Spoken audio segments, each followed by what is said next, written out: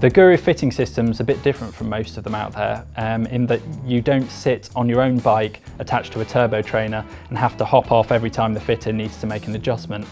Instead, you're sat on the Guru machine itself, which allows the fitter to remotely change the geometry of the bike you're sat on, moving the saddle height and setback, as well as the bars forward and aft and up and down, which means that you can get automatic feedback instantly on different positions the fitter's putting you in without ever having to hop off the bike. Like most fits, before I was actually allowed onto the Guru machine itself, Helen did a bit of an assessment of my body and how I move to see if there's any imbalances there.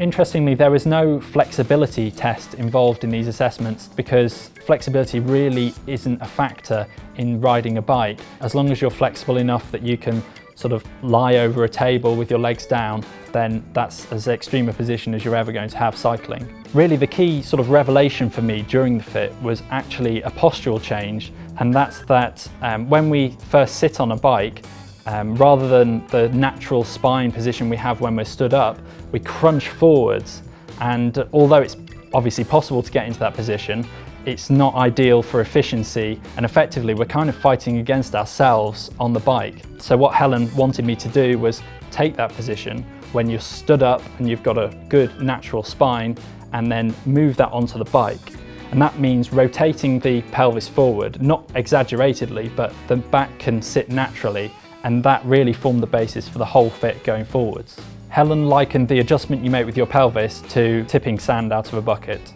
Once that fundamental postural change had been made, the rest of the fit could continue and we could really start to hone the position. Again, with Helen asking me if it was better or worse with each change she made to the bike's geometry. This was really, really interesting to feel the difference, and it's a slightly odd feeling to begin with, having the saddle moving beneath you as you're pedaling, but it really does allow you to feel the contrast between one position and the next. It's a real tangible change that you might not expect, but you suddenly feel like maybe it suddenly becomes much harder to pedal, or obviously what you're going for is that it becomes easier, your cadence picks up. It really makes you feel confident in the fit you're getting because you're the one who's feeling that it's actually better than what you had before or just from scratch. So as the fit continued, it became really clear that it's not isolated points, it's not the bar position here and the saddle here, it's a real sort of holistic approach to how your body interacts with the bike. And in that respect, it's quite a long way away from the sort of traditional bike fitting methods where you measure your inseam, or reach is your hand plus your knuckles or anything like that. It's kind of just, it takes into account your whole body and how it moves and how you don't want to be fighting any part of it against another part. I'd always assumed if your hips start rocking, your saddle's too high. According to Helen's way of thinking, that's just not the case. Your whole body needs to move very slightly on the bike just in order to stop fighting against yourself and to avoid your hips locking up. The same with trying to limit movement apart from in your legs when climbing. It's just fighting against yourself again. And obviously as soon as you're starting to fight against yourself on the bike, then you're losing efficiency right away. As we got towards the front end of the fit, one of my other preconceptions was dashed by Helen, in that I assumed, and always have done, that if you get shoulder ache, then raising the bars is going to alleviate that. In my case, it was actually getting the bars lower and further out in front that really made my riding position much more efficient and comfortable.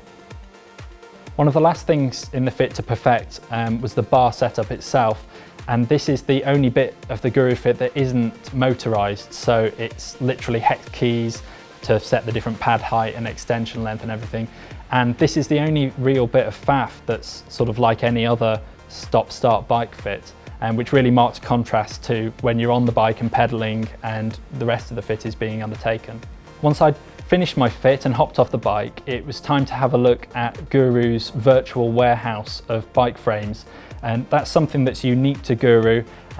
It's a massive database of virtually every bike on the market, and it plots your fit coordinates against the different geometries and sizes of bikes to give you different setup options, including different stem lengths that you might have on one size of bike, or you can size up and have a shorter stem. As impressive as the virtual warehouse is, in my case, it was kind of an odd prescription of bike in the end, because I've always ridden 54cm frames, but given the length of the top tube I needed, it was actually recommending a 58 to 60 size frame, which at the time and even now still seems a bit bonkers, because I wouldn't actually be able to get my leg over that top tube without being in considerable distress. So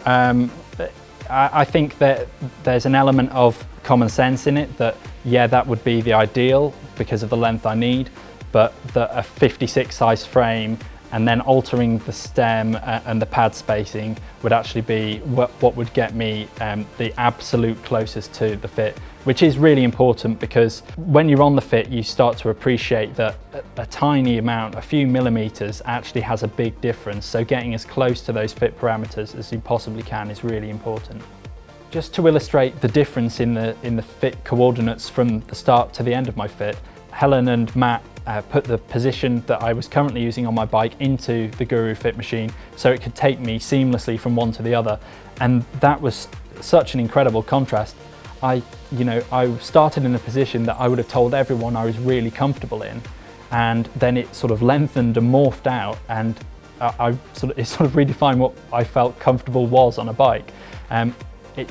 kind of turned out that really I just got used to the old position, and that's why it felt comfortable. Whereas this really was, there was a sensation that my body was in a natural position, my spine was in a strong but neutral position. It felt more stretched out, but certainly not causing any discomfort. It just felt like it opened my chest, let me breathe a bit better, stopped my legs coming in against the top tube, which again was just me fighting against myself and losing efficiency. So all of those elements, it really made the difference of that fit really obvious, and that's something that you couldn't really get on any other fitting system apart from perhaps the Apex system, which is quite similar in its mechanics. One of the things that's really refreshing about the Guru Fit and the ethos of the fitters themselves and the way they're trained is that it's not taking into account all the traditional fitting values that are just there because that's the way it's always been done. So it's great to see a sort of a holistic approach of the whole body on the bike and using natural biomechanics rather than prescribed values. So the only major drawback of the Guru Fit really is the price. At around £200 to £250, it's a lot of money, particularly when you consider that you're recommended to be going at least once a year, or if you're a really active athlete, should be going around once every 6 months for a new fit. And that is really going to start to add up.